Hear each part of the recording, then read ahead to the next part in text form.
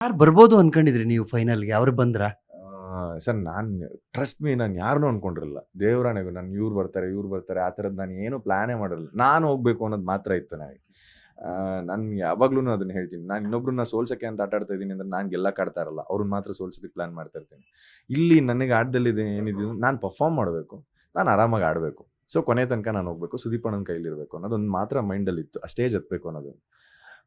ಕೊನೆಯದಾಗಿ ಅಣ್ಣ ಬಂದು ಡೋರಿಂದ ಆಚೆ ಕರ್ಕೊಂಡು ಹೋಗ್ಬೇಕು. That was the moment like I lived up to the mark ಅನ್ನೋದು ಮನೇಲಿ. ಯಾರೇ ಬಂದರೂ ನನಗೇನು ಚಿಂತೆ ಇರಲಿಲ್ಲ ಸರ್. ಬಿಕಾಸ್ ಕಾಂಪಿಟೇಷನ್ ಇದ್ದಿದ್ದು ನನ್ನೊಳಗೆ. ನನ್ನೊಳಗೆ ನನಗೆ ಮಾತ್ರ ಇದ್ದಿದ್ದು. ನಾನು ಇನ್ನೊಬ್ಬರ ಜೊತೆ ಕಾಂಪಿಟೇ ಮಾಡ್ತಾ ಇರಲಿಲ್ಲ. ಸೊ ಹಂಗಾಗಿದ್ರೆ ನಾನು ಯಾರನ್ನೂ ಅಣ್ಣ ಅಂತಿರಲ್ಲ, ಫ್ರೆಂಡ್ ಅಂತ ಮಾಡ್ಕೊತಾ ಇರಲ್ಲ. ಚೈತ್ರಕ್ಕನ ಅಕ್ಕ ಅಂತ ಕರೆದ್ಬಿಟ್ಟು ಆರಾಮಾಗಿ ಮಾತಾಡ್ತಿರ್ಲಿಲ್ಲ. ಸೊ ನಾನು ಅವ್ರನ್ನ ಕಾಂಪಿಟೇಟರ್ ಅಂತ ನೋಡ್ದಲ್ಲೇ ಇದ್ದಿದ್ದ ರೀಸನ್ ಏನೋ ನಾನು ಆರಾಮಾಗಿ ಮಾತಾಡ್ಕೊಂಡಿದ್ದೆ ಎಲ್ಲ ಜೊತೆಗೂ. ಇವೊಂದು ರಜತ್ ವೈಲ್ಡ್ ಕಾರ್ಡ್ ಎಂಟ್ರಿ ಆಗಿ ಬಂದು ಅಷ್ಟು ಅಬ್ರ ಮಾಡ್ತಿದ್ರು, ನಾನು ಆರಾಮಾಗಿ ಅವ್ರ ಜೊತೆಗೆ ಆರಾಮಾಗೇ ಇದ್ದೆ.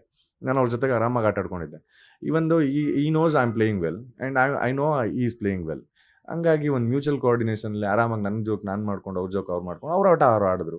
ಆ್ಯಂಡ್ ಫೈನಲ್ 3 ತನಕ ಬಂದರು. ನಂಗೆ ಅವ್ರ ಬಗ್ಗೆನೂ ತುಂಬ ಖುಷಿ ಇದೆ.